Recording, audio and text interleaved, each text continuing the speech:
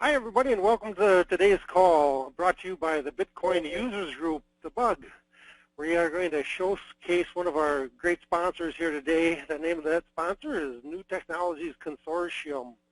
Got a great friend of mine on the line with us, and he's going to share all kinds of information about commercializing technology for widespread business adoption. With that, I don't want to steal a lot of his thunder, but I will drop a few points of interest here before we get started.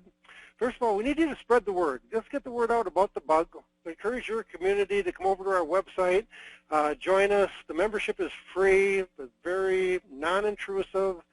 We promise that we'll never share your email address with anybody. Absolutely promise that. We'll never sell it, we'll never give it away. So, and really that's all we ask for is just the email address. We don't even ask your first name, last name, address, or any of that good stuff, but just join us if you would. And we need funding. This is not a nonprofit organization. We're a 501c6, so any donations are not tax deductible, but you sure will feel good about them when you help the community. You can do so by visiting our website, by following the link on the PowerPoint, coming over to our sponsored page at the bottom of that, or go ahead and donate to the web address that the wallet address that I've got pasted in here. That goes right to our wallet for the nonprofit. So sponsorships, we need help from that community, from the sponsorship community as well. And if you can see your way free to become a sponsor of ours, we'll do all kinds of good things for you. Get your name out in the community and make sure that you get recognized. Just feel free to send me an email at john@bitcoinug.org, and we'll get that conversation started. Without further ado, I want to introduce Mike Holland from New Technologies Consortium to help us learn a little bit more about how we can demystify the blockchain, Bitcoin, and related technologies that will really help organizations commercialize technology for widespread business adoption. With that, Mike, I am going to go over and change presenters, hand it off to you, and let you get rocking and rolling. Thanks, Mike. Appreciate that. Good morning, everyone. So, purpose of today's discussion is to, I've got this very alliterative title here, Demystifying Blockchain, Bitcoin, and Other Technologies. One of the things that we're finding in the market is that these new technologies are becoming more and more widespread, and they have the potential to become extremely disruptive technologies in the marketplace.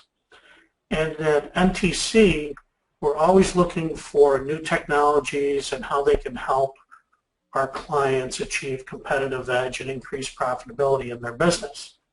I have to say, after doing, and we'll get into this a little bit, but after introducing and helping clients make more money and be more competitive with new technologies, particularly disruptive technologies in early stages, blockchain and the more well-known Bitcoin are really groundbreaking and market-changing technologies, I think, that are going to have a significant impact around the world. So we're going to spend about 30 minutes today talking about this, and then we'll be happy to follow up with any questions that you may have. So just a quick, I hate mission statements, but I thought it'd be important for you folks to understand our perspective and where we're coming from when we look at new technologies. Our mission for today is to demystify blockchain and Bitcoin. We want to and have been helping our clients commercialize technology for business adoption over the last 20 years. What we really focus on, though, is utilization of new technology to meet specific business goals. So there's a lot of things that happen with new technology where it's really, quote, cool stuff, and people get very excited about it, and never more so than blockchain and Bitcoin. We have evangelists. We have lots of people that are very, very excited about potential for this new technology. The idea is, though, that after a couple of years, it becomes less of an experiment and more of an opportunity to make a positive impact within an industry or within specific businesses within an industry. So our job is to continuously survey the market and gain technical understanding of new technologies, and then help make that migration from a experiment in a laboratory to something that we can use day to day to help make more money and become more competitive in the market. So that's what we've done with blockchain and Bitcoin, and we're going to talk about a few things today that will help get you started down the path of understanding what this is about. First thing I'm going to do is go back and talk a little bit about some disruptive technologies that we've seen over the years. Some are more or less disruptive, some are normal evolution of products that currently existed, and some are groundbreaking new technology.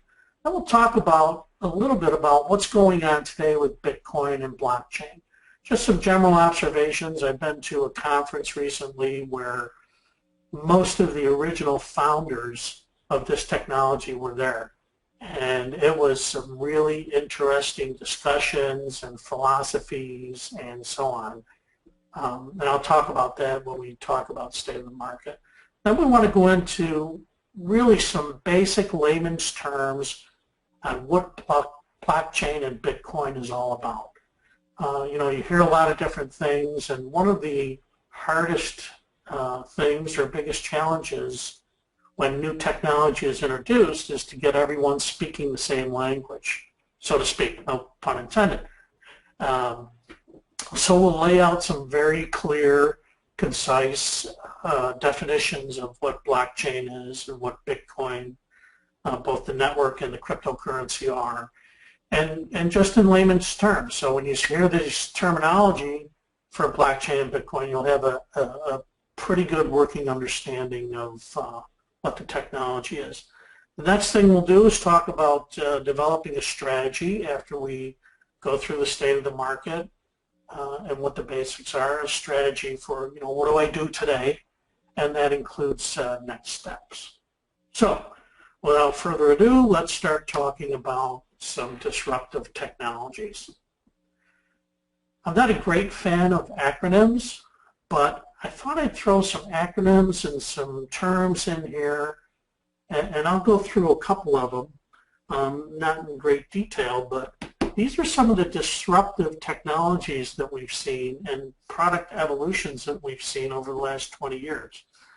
These are in no chronological order, but let's talk about a few of them. So the first and most, I guess, profound new technology is cloud, right? So what is cloud? Cloud is basically being able to process your transactions without having local hardware and software. Basically, you access a hosted server somewhere and process your transactions there. Not so much a brand new technology. We used to call it service bureau work hundreds of years ago. Anybody that's, not hundreds, anybody that's familiar with ADP payroll processing that's been around for years and years, that was, quote, cloud technology in the past. But now what's happened is companies have said, wait a minute, we have the internet, we have all this distributed processing power. Let's harness it so we can provide on-demand computing power to people that need it. And it's been a very disruptive technology because you have very small companies now that can have an environment, a hardware and software environment with all the functionality that only very large multinationals could have years ago. So they can have access to very sophisticated technology. We could do a whole session on the cloud, but I'll leave it there for now. CRM, customer relationship management. back in the late 80s, early 90s, nobody even knew what CRM stood for, and most of the technology available in the marketplace was around accounting. Then all of a sudden, the guy by the name of Tom Siebel, working for Oracle, said, wait a minute, nobody's focusing on the revenue side of the equation. What about customer relationships, and how do we manage them?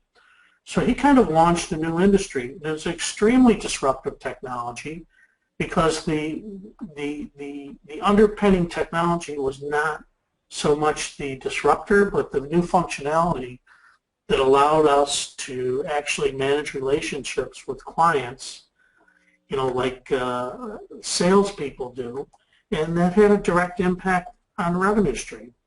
So pretty cool stuff. Right now it's very mature technology, but a big disruptor in the market. Supply chain management, after we looked at the customers, now we had a whole new tool set around managing our vendors. IoT, Internet of Things. This is a purely disruptive technology right now that's enabled by the fact that we can put microprocessing chips in almost any device that exists now. Cars, refrigerators, obviously cell phones, computers, light bulbs. Anything that you can think of over the next few years will be part of the Internet of Things.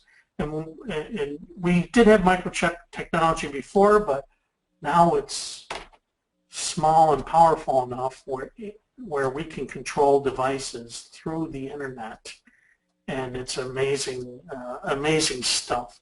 If you couple that with voice recognition and artificial intelligence, using things like Alexa and Siri, we could do things today just by talking out loud that would have required millions of lines of programming code to do years ago if we could even think of it.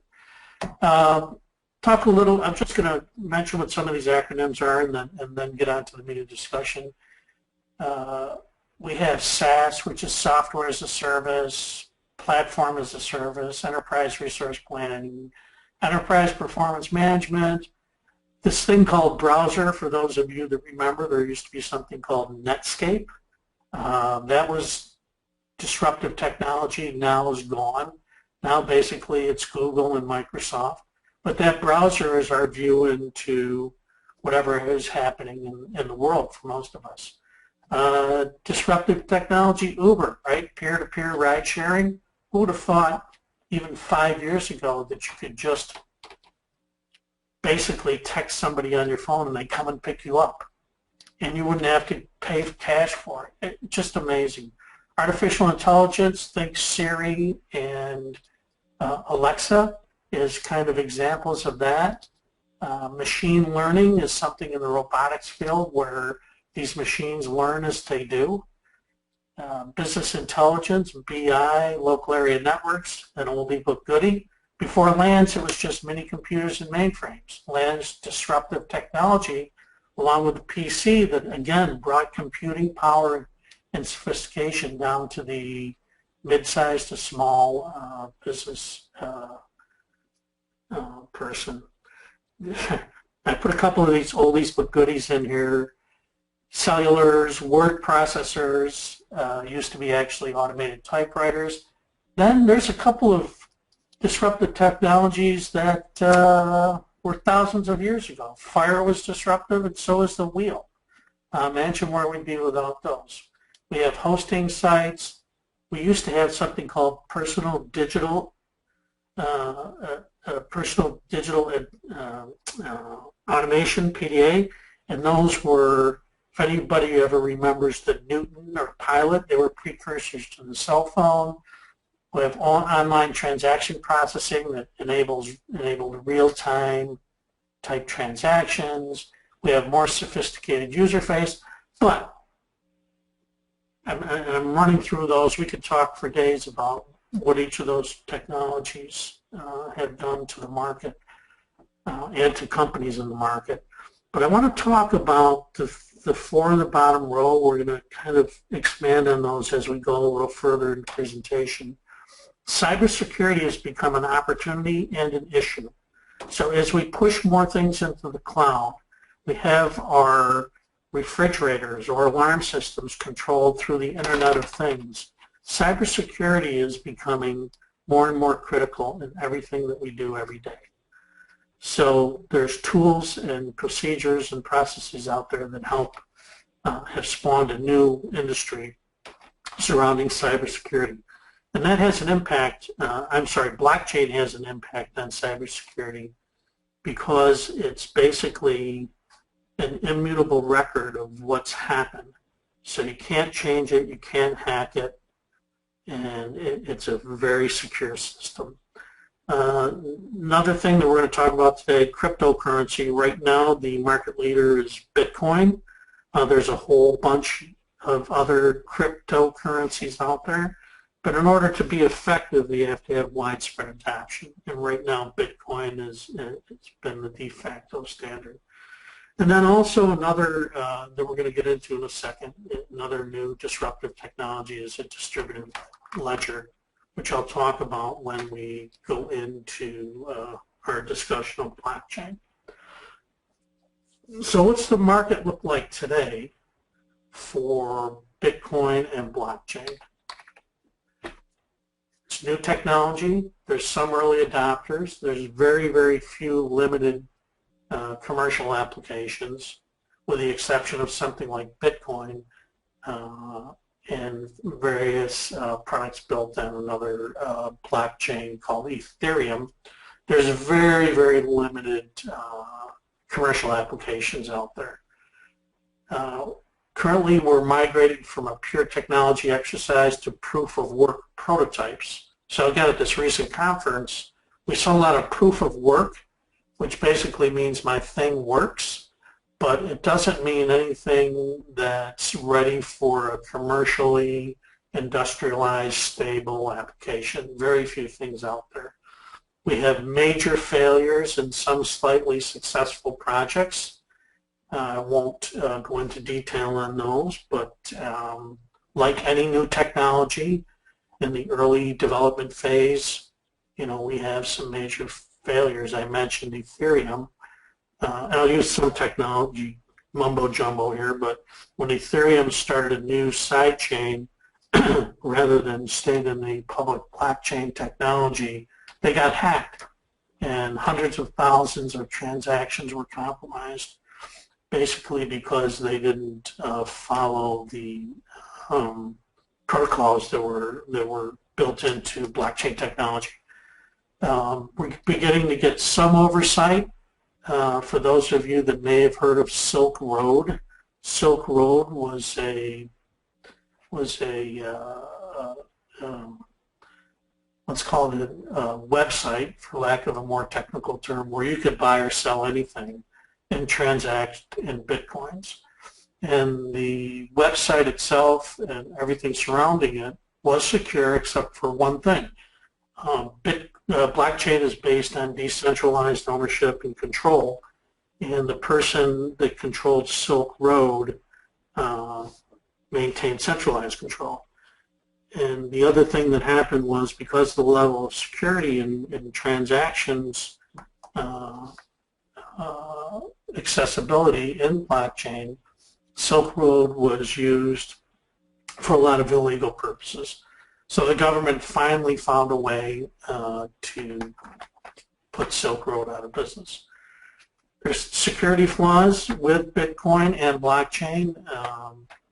99% of them have been addressed.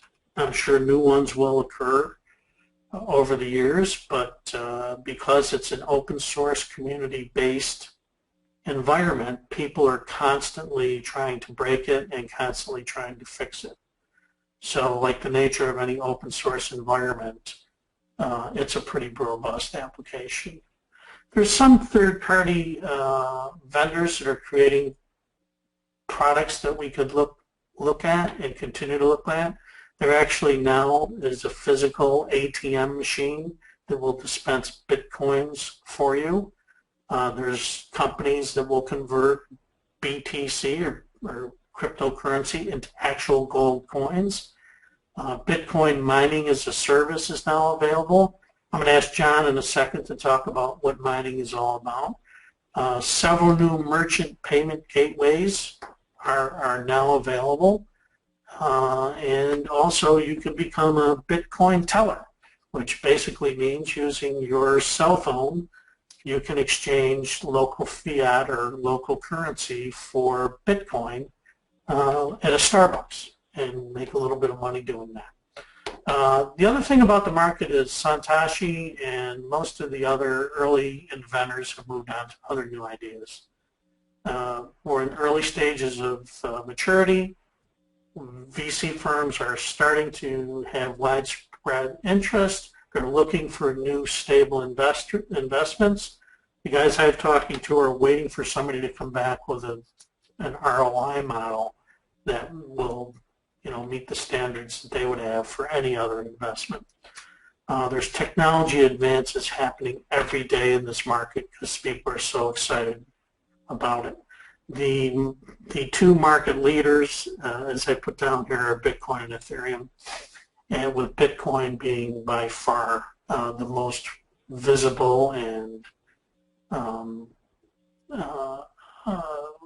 proven technology that's based on blockchain. So what is blockchain? I've put some of the basics up here. And what we're trying to do in this whole process, particularly today, is to just put some layman's terms around understanding what it is. I had mentioned I was at that conference, and if you didn't know what these folks were talking about, you would think you were on another planet with all the different verbiage and acronyms and everything they used. So part of our goal at NTC is always to provide that translation buffer between the new technology, at the, under the covers technical route, and provide a translation of that technology into layman's terms. So basically it's a record or ledger of events. I won't read all these bullets, but some of them are important. This block is the data and chain is the secure movement of the data. So the block as part of a chain, which is a transaction, gets passed around through thousands of servers around the world. So just keep that in mind. And the blockchain can only be updated by consensus of the majority of the participants in the server, in the system. So there's algorithms and formulas and calculations built into blockchain technology that enable these two things, these first two bullets to happen. Once the transactions are created, it can never be erased. You couldn't possibly go to every participant in the network and erase the transaction from their system. That's why it's so hard to hack or delete or do anything else with the blockchain transactions. So the data blocks are links, and you can really think of this as a chain. They're links in the chain of transaction verifications. Every time a block, remember a piece of data, gets bundled together and sent to these various servers and verified approximately every 10 minutes, it becomes part of that immutable chain.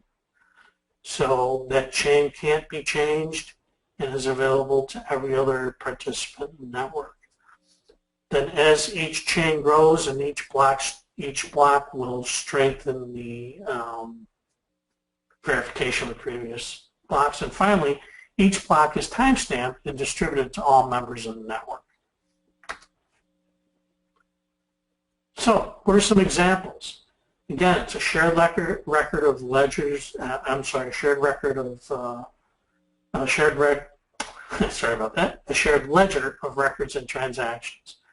So we can use it to track financial settlements, create insurance policies, validate supply chain movement and transactions and vendors and delivery schedules. We can use it to share medical records. And of course, medical records are secure, but we had a government initiative here in the U.S. to make all medical records electronic. And doing that and storing it on a certain server within a hospital, let's say, it's very simple to break into those servers and steal those records. If it's on the blockchain, you'd have to break into thousands of servers and decipher the related code that is associated with that record. It's just about impossible to do. We could authenticate good for sale by managing title transfers within a blockchain. Think of it if we wanted to do secure voting. If you could vote using your phone and be sure that your vote could not be changed, not manipulated, it would lead to more valid election results. Again, we can look at supply chain transaction and payments from a payment perspective, not just a transaction perspective. At each point in the supply chain, if you had 20 vendors for a product, you could validate the receipt of those goods and automatically pay them with Bitcoin. So we can also use it as a foundation for secure communication and also for smart contracts. Won't get too much into smart contracts. We're going to save that for another time, but we certainly will get into smart contracts and when we talk more about Ethereum. So lots of new applications being developed, but other than Bitcoin and Ethereum and a couple other cryptocurrencies, not too much happening in the blockchain world for standard transactions. Bitcoin. So Bitcoin is an interesting concept.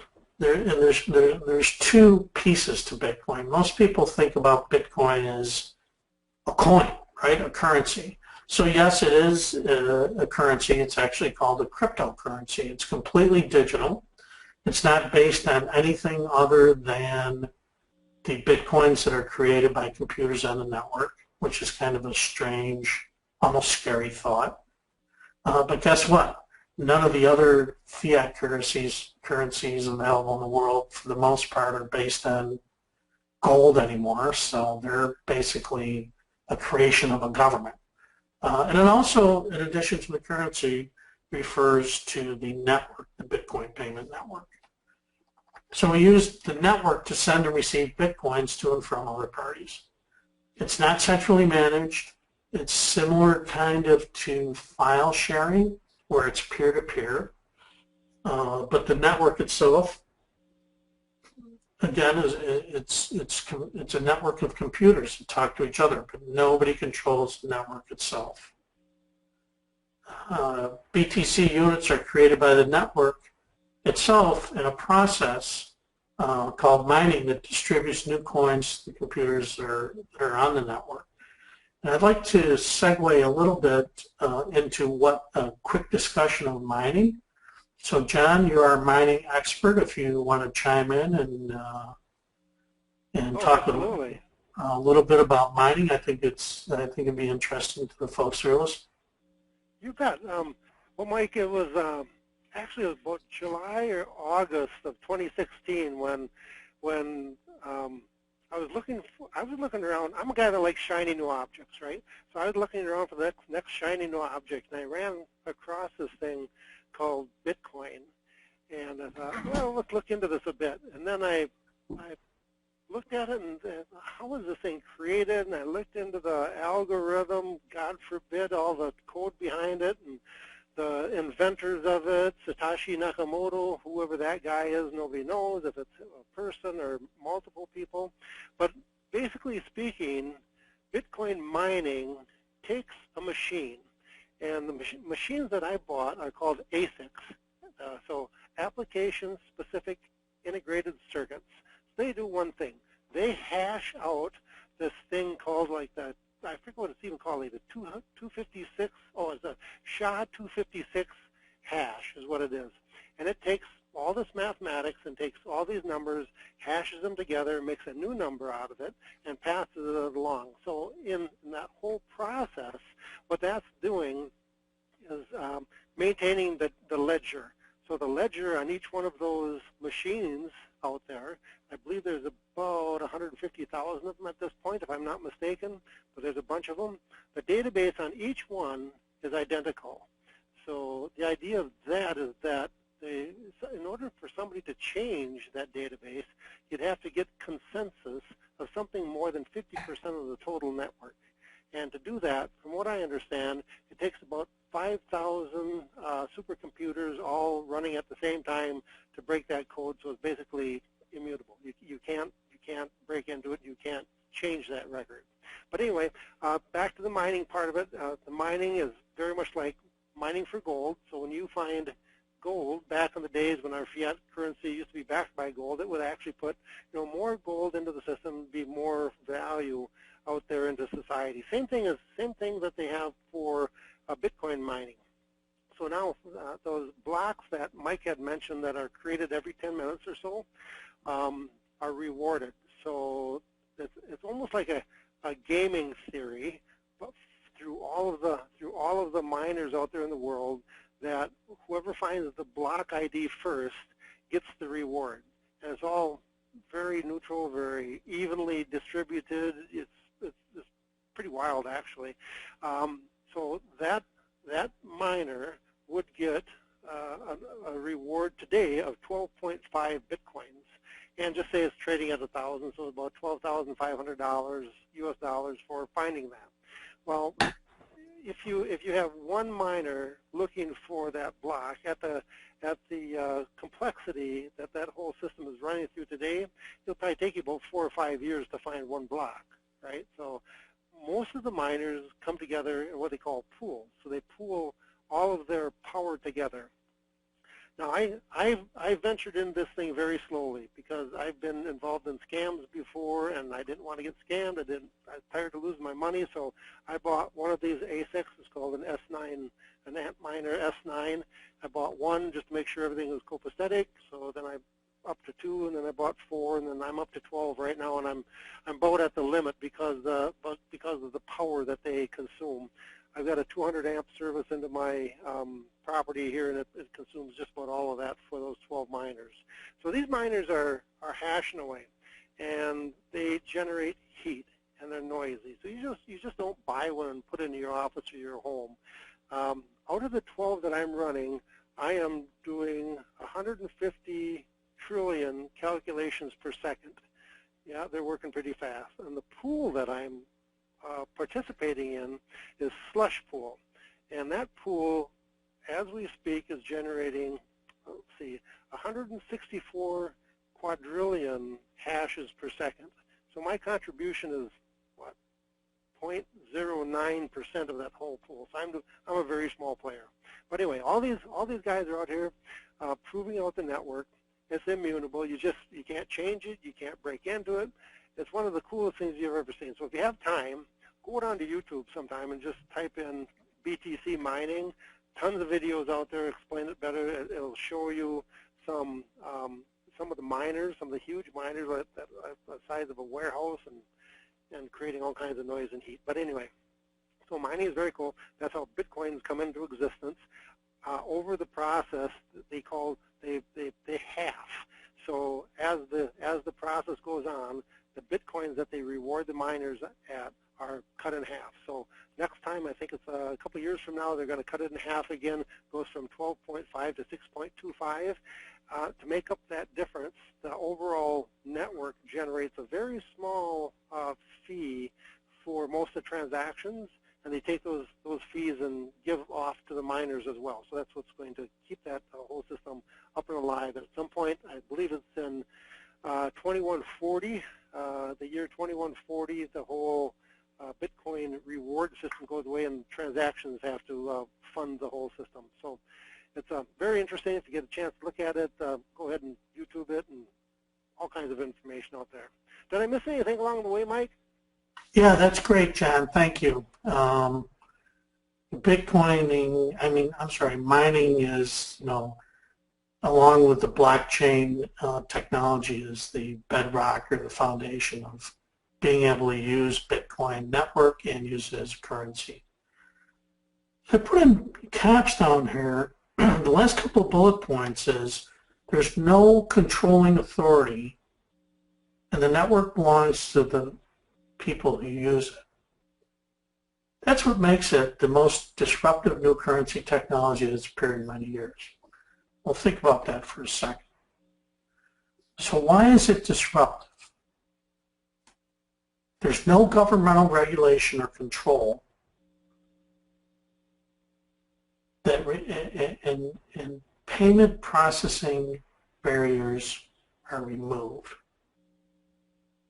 Now, just think about that for a second. No government regulation, control, or payment processing barriers.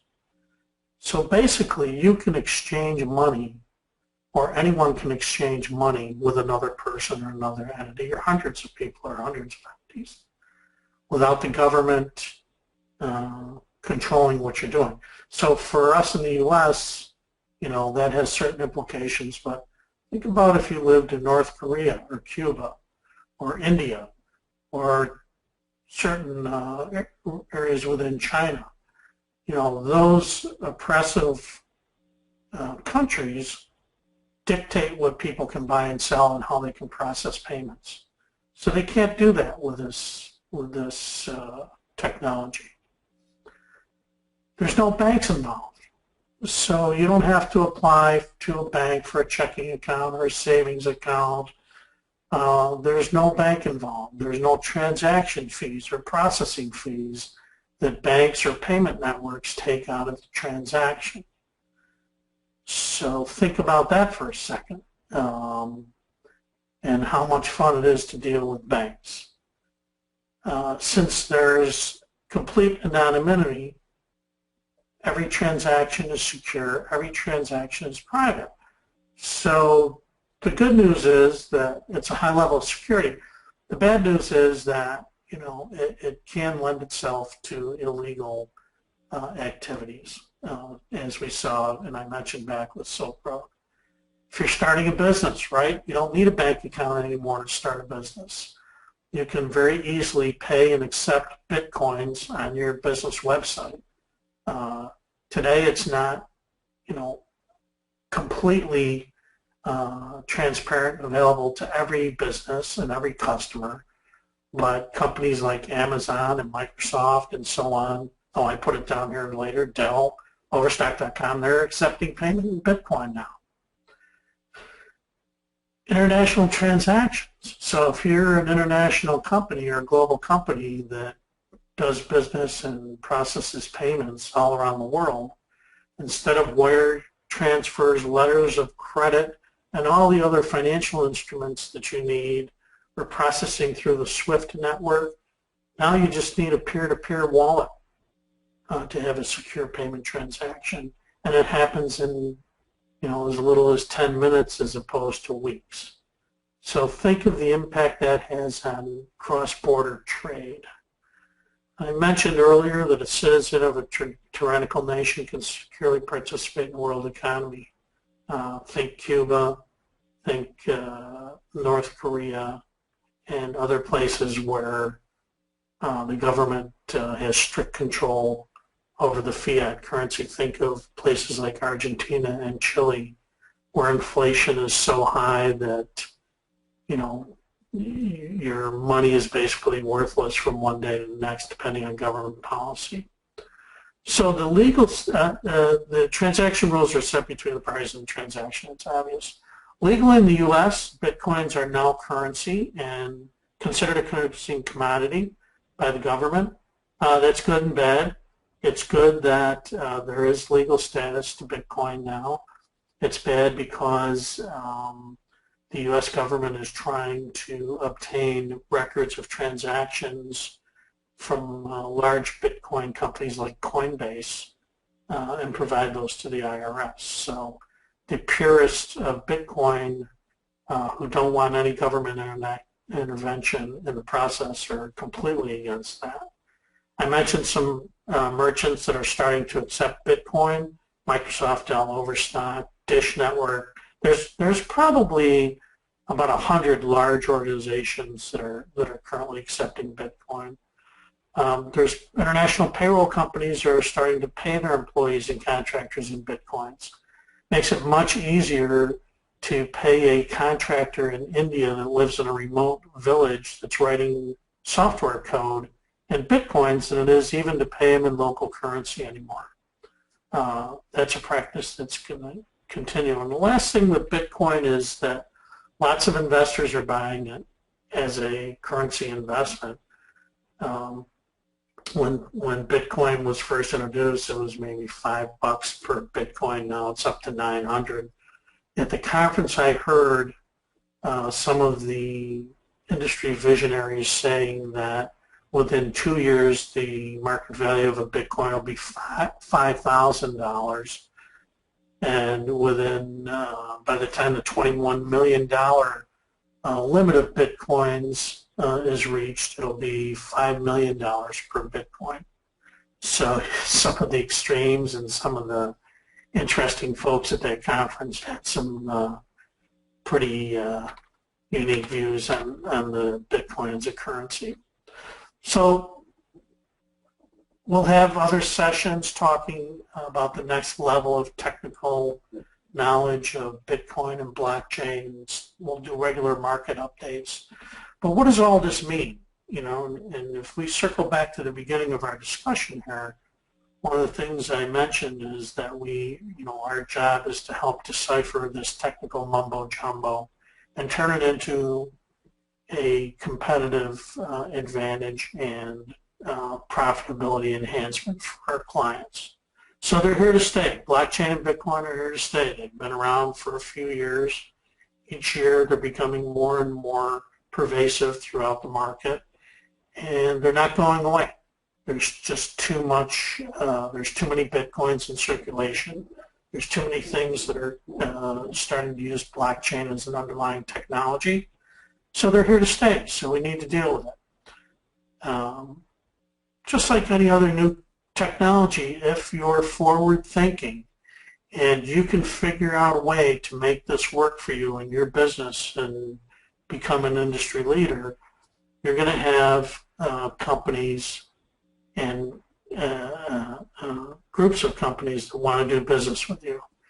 If you can become a buyer of goods from, a low-cost manufacturer in Thailand, and you can pay them immediately, where your cost of production could be lower than anybody else, and your turnaround time for receiving your goods can be cut significantly. It's a disruptive technology. It could be a disruptive technology in your industry. So now's the time to be a thought leader. And you don't need to convert your whole business to blockchain and Bitcoin, but pick an area that you would consider for a pilot study, or what we're now calling proof of work, that will help you get into this technology and not be left in the dust 2 or 3 years from now when everybody else is using it. So what do we do? Let's get practical and figure out how do we move on from here. So take a look at your industry and your competitors' plans. Not too hard to do.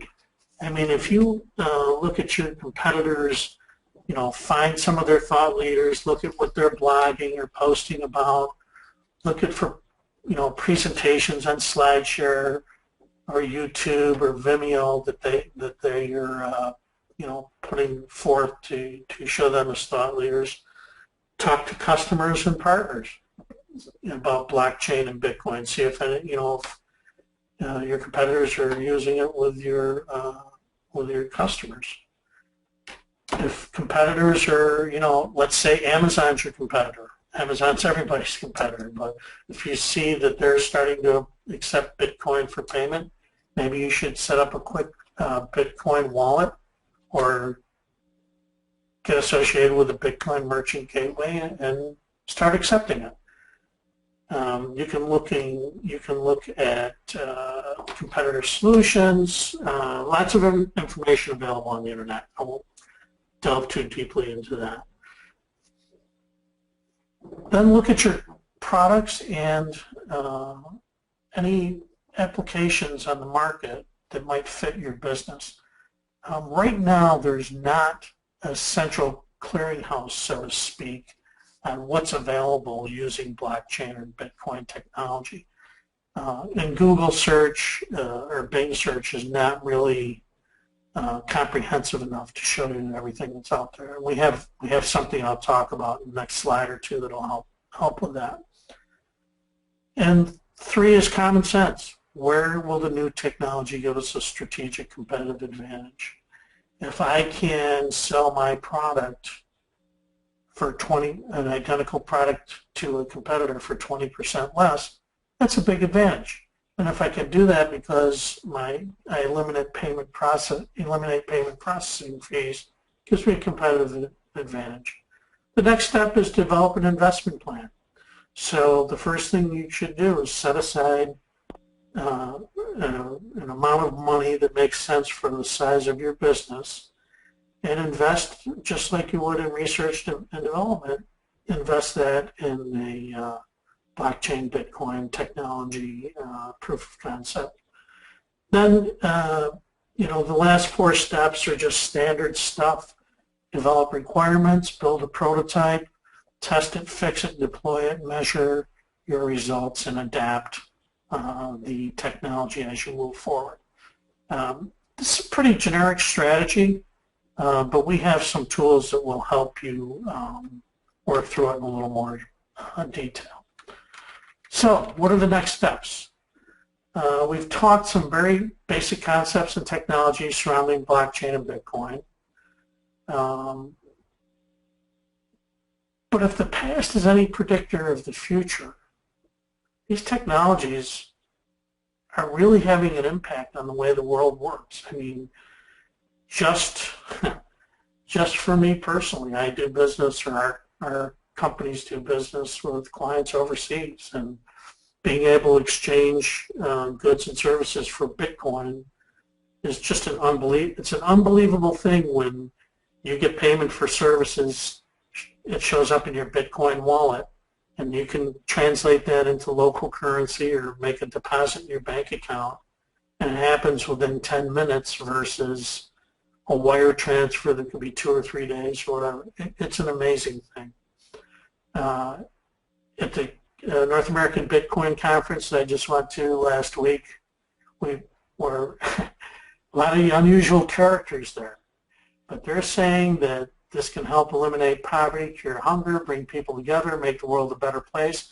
Very, very lofty goals.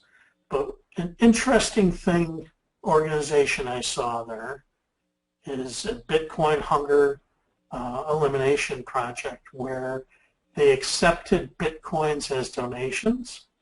They paid locally to farmers and so on with Bitcoins for produce, and they were able to provide meals to thousands of people, all based on Bitcoin transactions, and eliminate all of the related costs that would go to providing a meal to someone that needs it using traditional currencies. So the last thing is, I mentioned at our website, newtechconsortium.com, we put together a blockchain breakout toolbox, and you'll see hundreds of downloads, tools, websites, links, documents that can help you further understand what's going on with this technology. And we'll also put on that website, put up schedule of more educational seminars. So that's it. We're running out of time. If you have any Q&A, please submit them electronically. But just remember that the whole purpose of what we want to do here is understand and deploy new technology for increased profitability and competitive advantage. So all the stuff that we talked about, the introductory concepts, everything else that's associated with it, This is the goal. So again, my name's Mike Holland from NTC. That's my cell phone. My email address is there. It'll also be available when we distribute this presentation.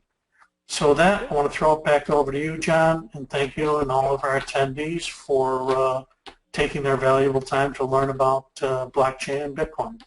Hey, thanks a ton, Mike. That's some absolutely marvelous information that you shared with the whole community here.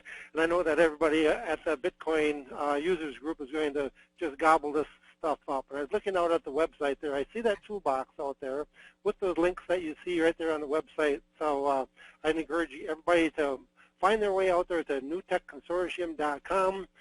Go ahead and subscribe to their feeds, get connected, be part of the community. While you're there, find your way over to the Bitcoin users group as well. So remember, that's bitcoinusersgroup.org. We're a nonprofit organization, and let's get this community rocking and rolling. Again, thanks a ton, Mike. Appreciate it. Have a good day, everybody.